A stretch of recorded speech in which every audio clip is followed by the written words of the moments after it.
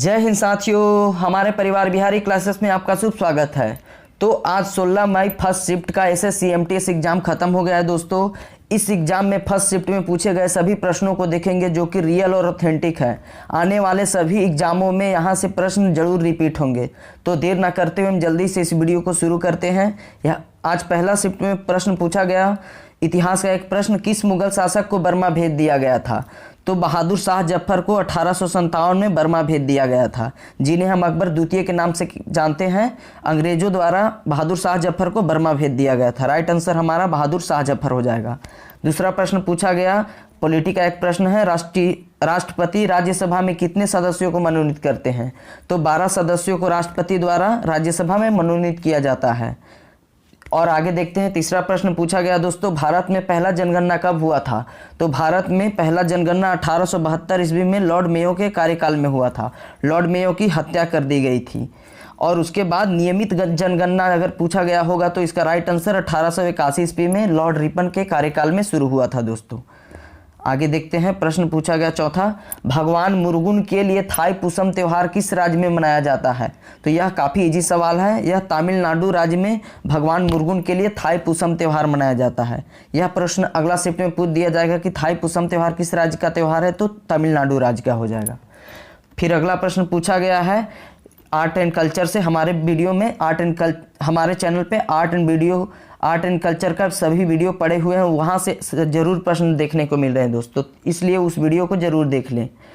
1999 में पंडित रविशंकर जी को भारत रत्न किस क्षेत्र में दिया गया? तो भारत रत्न भारत का सबसे सर्वोच्च पुरस्कार है, जो कि 1954 में इसकी शुरुआत हुई थी। 1999 में संगीत के क्षेत्र में सितार वादक के रूप में पंडित रविशंकर जी को भारत रत्न दिया गया था। याद रखेंगे, 1999 में पंडित रविशंकर जी को भारत रत्न, संगीत के क्षेत्र में सितार वादक थे ये, इसलिए दिया गया था। अगला प्रश्न पूछा गया, त्रिपुरा राज्य में 14 देवताओं की पूजा किस त्योहार में किया जाता है? तो यह पूछा गया, 14 देवताओं की पूजा त्रिपुरा में खारची पूजा में किया जाता है। त्रिपुरा का काफ़ी प्रसिद्ध त्यौहार है खारची पूजा, जो कि जनजातियों द्वारा मनाया जाता है। आगे देखते हैं दोस्तों, 2022 का राष्ट्रमंडल खेल का आयोजन कहाँ हुआ था? कॉमनवेल्थ गेम 2022 में इंग्लैंड में हुआ था, इसे याद रखेंगे। यह प्रश्न पूछा गया है, असम राज्य का कौन सा मंदिर स्थित है? तो यहाँ ऑप्शन में 4 मंदिर दिया गया था, जिसमें से 3 मंदिर असम का नहीं था। एक कामाख्या मंदिर है जो कि असम राज्य में स्थित है, और अम्बुबाची का मेला भी कामाख्या मंदिर में ही असम में आयोजित किया जाता है। बिहू का वहाँ फेस्टिवल है असम का। भारतीय संविधान में एकल नागरिकता का प्रावधान किस देश से लिया गया है? यह पॉलिटी संविधान से एक प्रश्न पूछा गया दोस्तों।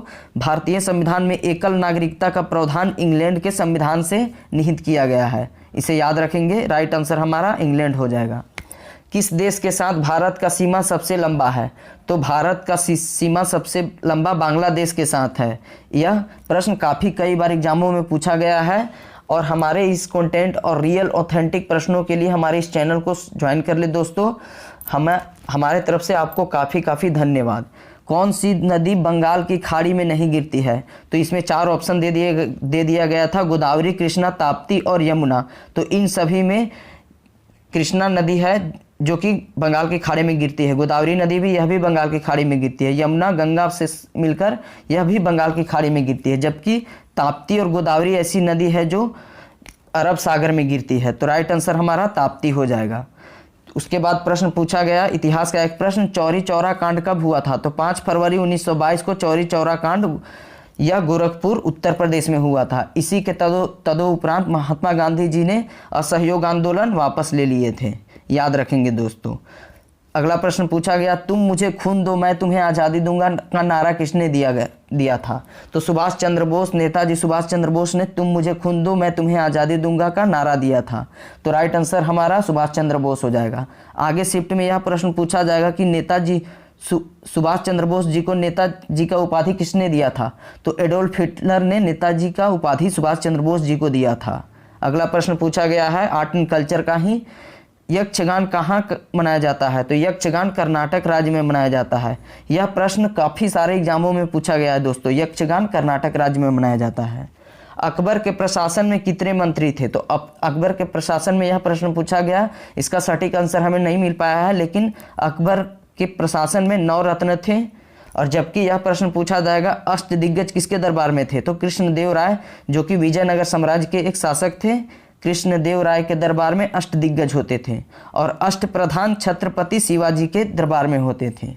याद रखेंगे, अष्टदिग्गज कृष्णदेव राय और अष्टप्रधान छत्रपति शिवाजी हो जाएगा।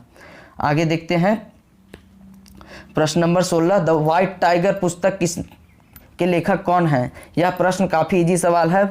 द व्हाइट टाइगर पुस्तक के लेखक अरविंद अडिगा है। इसका राइट आंसर अरविंद अडिगा हो जाएगा। एक प्रश्न पूछा गया दोस्तों, भरतनाट्यम की माँ किसे कहते हैं? तो हमें यह प्रश्न का रियल आंसर नहीं मिल पाया है। अगर आपको मिलता है तो हमारी इस वीडियो के नीचे कमेंट बॉक्स में इसका आंसर लिख दें। अगला प्रश्न पूछा गया है, अक्टूबर 2022 तक प्रधानमंत्री मोदी ने कितने किसान समृद्धि केंद्र खोले हैं? तो अक्टूबर 2022 तक प्रधानमंत्री मोदी ने 600 से अधिक किसान समृद्धि केंद्र खोले हैं। राइट आंसर 600 से अधिक हो जाएगा। अगला देखते हैं प्रश्न नंबर 19, कौन सा रंग हमारे आंखों के लिए आरामदेह होती है? तो यह प्रश्न पूछा गया, हरा रंग जो हमारे आंखों के लिए काफ़ी आरामदेह होती है। राइट आंसर हरा रंग हो जाएगा। 38वां राष्ट्रीय खेल कहाँ होगी? तो 38वां राष्ट्रीय खेल उत्तराखंड राज्य में किया जाएगा। यह हमारा उत्तराखंड राइट आंसर हो जाता। 5th खेलो इंडिया यूथ गेम का आयोजन कहाँ हुआ? तो मध्य प्रदेश और नई दिल्ली में 5th इंडिया खेलो यूथ गेम का आयोजन किया गया है, जो कि 11 जगहों पे किया जाएगा। यहाँ पे यह वीडियो समाप्त होता है साथियों। यहाँ सभी ओरिजिनल और रियल प्रश्न हैं। हमारे इस चैनल से जुड़कर पुराने वीडियो को देखकर अपने आने वाले एग्जाम में अपने स्कोर को बूस्ट कर सकते हैं। हमारे इस चैनल से जुड़े रहें। हमारे इस चैनल से जुड़ने के लिए धन्यवाद।